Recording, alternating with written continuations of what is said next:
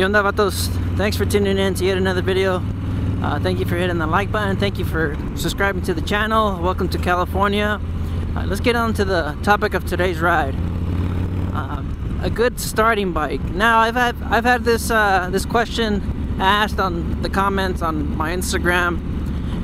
I've had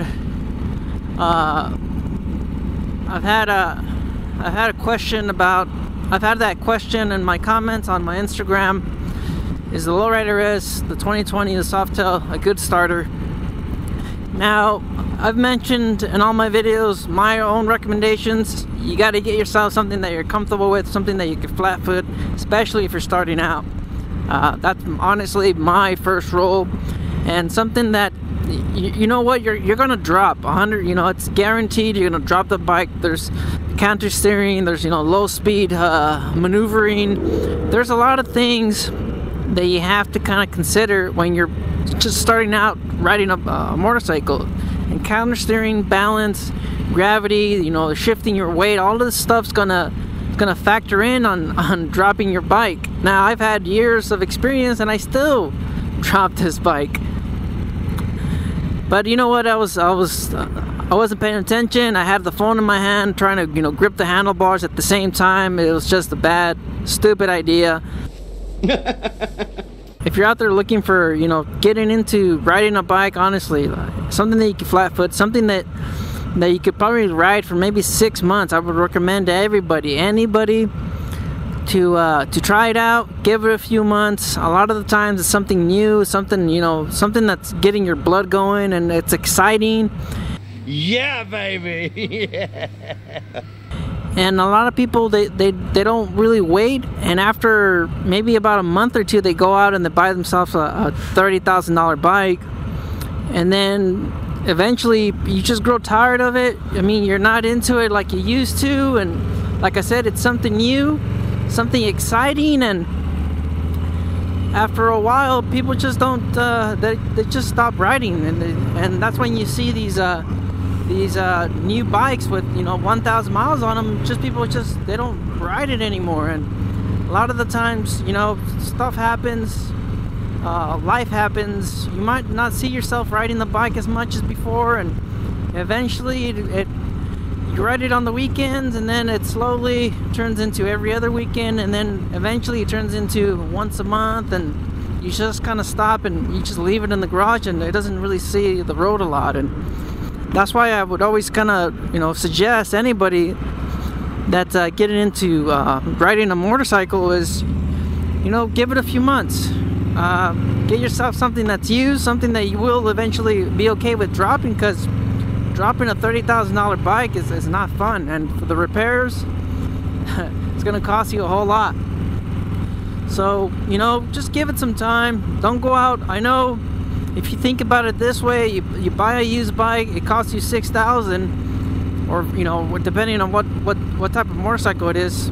Get yourself something that's not too expensive. But pretty sure most of you guys, you guys are itching to get a big V-twin. Nice. Harley-Davidson. I know, because I was there too, and I started out on metric cruisers and Sportsters and dirt bikes, stuff like that. But I eventually got around, and once I felt 100% comfortable, and I knew that I'd be riding to work every day on the bike, then that extra cost, that extra cost that I'm paying, insurance and my monthly bills and everything, I just kind of factored all that stuff in, and you know what? Now I'm okay with it. It was something that I put off for a long time when I was debating on getting the bike, mainly because of the cost, the high cost for the bike. But you know what, I'm not here to tell you guys about the cost of the bike, but get yourself something that you can flat foot, something that you're comfortable with. And honestly, don't go out getting a road glide or a street glide, something that they're beautiful bikes. I know they're nice, and for $5,000, $6,000, that's enough for a down payment on these bikes. And I mean, I know these are toys, and we're like we're like kids at a candy store. We want to get it now, and they're beautiful bikes. But I mean, you're gonna end up buying this bike and then not riding it, and then you're gonna end up losing some money on it, because what you got it from the dealership's not gonna be at that value anymore. You're gonna end up losing some money, and after a couple of months, you might not be into the that dog was barking at me. You might not be into riding anymore, and then you're losing out on maybe, you know, depending on how much value it's lost, you're losing out on thousands of dollars, not to mention, you know, the interest that you're paying, the insurance that you're paying. I mean, there's thousands and thousands of dollars for these bikes that you probably kind of grow out of, or, you know, you just don't find the excitement anymore there. Just be patient with it. Don't go out and you know, pull the trigger on one of these $30,000 bikes, because it could add up. It could add up. Honestly, it will. It will add up at the end of the day. And when it comes to, I guess, another suggestion on age-wise, I believe this is a good topic to kind of go over and talk about. Honestly, if you're in your 30s and you still haven't gotten into motorcycles, then I believe you're old enough to know that you shouldn't be, you know, riding recklessly. I know when I was younger, in my you know, early 20s and my teenage years, I was doing some really stupid stuff. I mean, really stupid things. I could have, looking back, I could have killed people. I could have, you know, killed somebody. I could have just riding recklessly. I could have hurt myself. I could have just. It's just stuff that when you're younger, you feel invincible. You feel like nothing can happen to you, because, you know, you're healthy. You don't have body aches. You don't have, you know, back aches, knee aches. There's just a lot of things. And as a teenager or as a younger man, I'd always kind of depend on everybody else driving safely, and kind of abiding by the rules. I didn't believe that stuff applied to me. I felt like I had experience, you know, behind the wheel, behind the bars, and I just felt that I could do anything, because I had the bike, and I had the confidence and all that stuff. I'm really lucky that I wasn't involved in a major accident, something that, you know, that would have affected me until now, I guess. I've heard stories, friends. You know, a friend of mine, he actually got into some stuff and he accidentally killed a friend of ours, and it was really bad. And now he's living with that choice, and he actually has some issues, some brain damage that, you know, prevents him from being himself. It's sad to see. And it was just one stupid choice, speeding at night.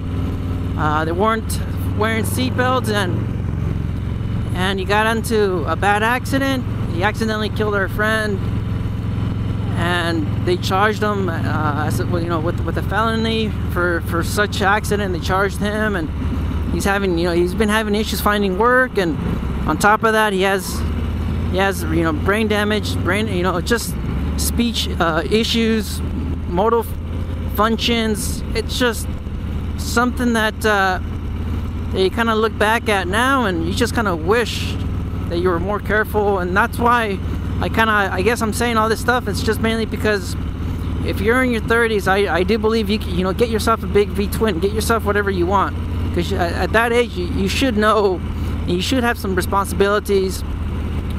But in your 20s, early 20s, or even in your teenage years, honestly, get yourself something small. Don't go big V-twin. Don't go, high engine size. Don't get a 1,000 cc's or a sport bike, or don't do that to yourself.